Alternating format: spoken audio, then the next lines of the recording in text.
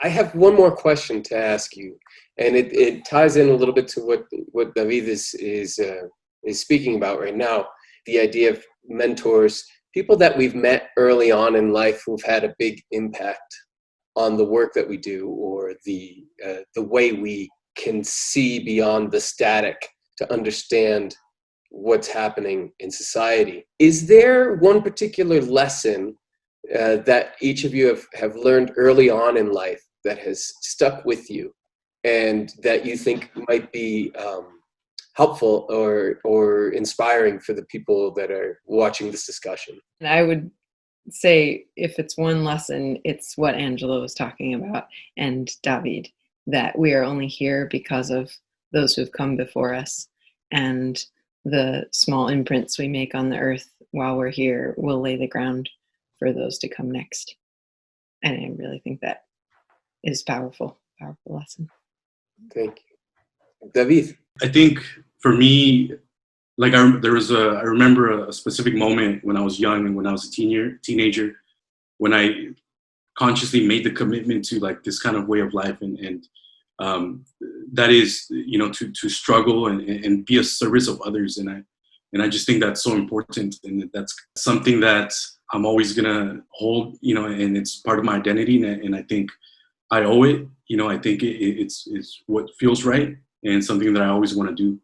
I had the opportunity to grow up in a family that emphasized activism. Mm-hmm. So my mother was involved in a number of organizations, including the Southern Negro Youth Congress that was created largely by Black communists organizing in the South during the 1930s, 1940s. I grew up thinking that, communism was fine. And I grew up during the 50s, of course, which was the height of the McCarthy era. And I'm so thankful for having had firsthand experience with people who were communists. Dorothy Burnham, for example, and Louis Burnham, who were my parents' closest friends.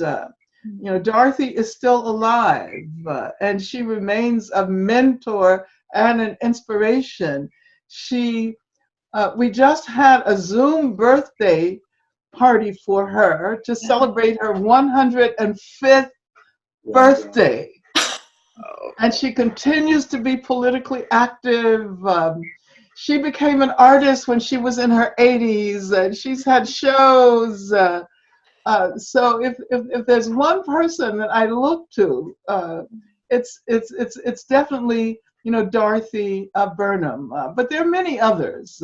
The second thing I want to say has to do with how a feminist consciousness has helped to expand my sense of what is important in the world. We often tend to quantify our acknowledgement of what constitutes an important fight. So that if we look at the prison system, the vast majority of the 2.3 million people behind bars are men. And so many people are under the assumption that when we engage in struggles against mass incarceration, we're largely talking about men. We're talking about Black and Latinx men. Sometimes people also include indigenous people, but the thought is that the focus should be on men because they are the majority.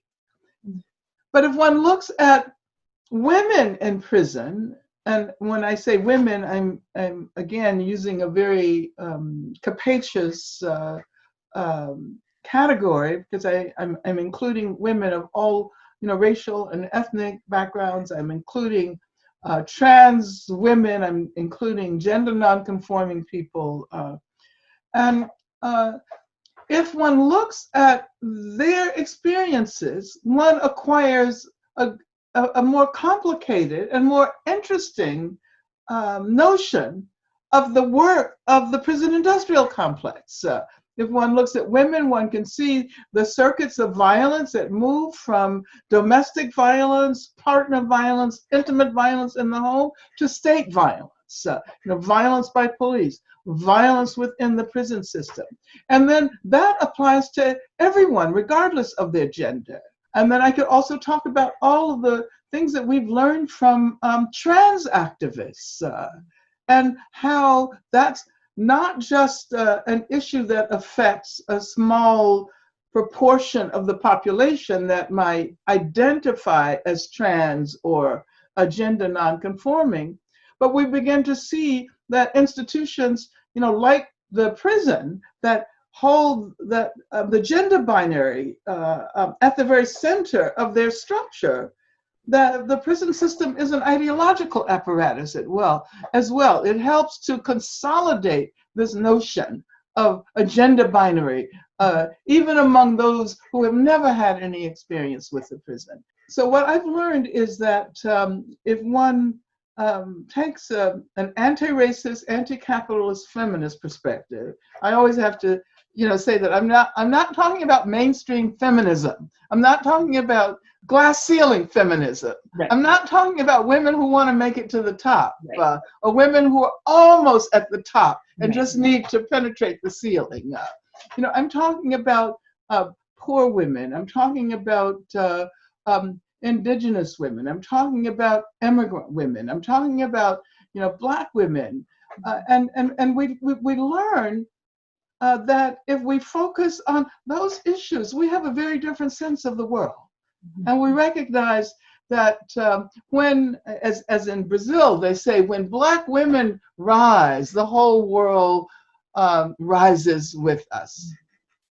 I can't thank you guys enough for this discussion, for this opportunity to chat with you all. I would very much like to say thank you to the RFC community, the greater RFC community, who is taking part as well and watching this discussion. And yeah, it's a challenging time, but then it's sort of always is a challenging time with the structure in which we're living. So I thank each and every one of you. I'm glad that we were able to get together and celebrate the 30th anniversary of the Rosenberg Fund for Children. And to each of you, please continue to take care of yourselves, your communities, your families, and thank you. Thank you so much. Yes, thank you.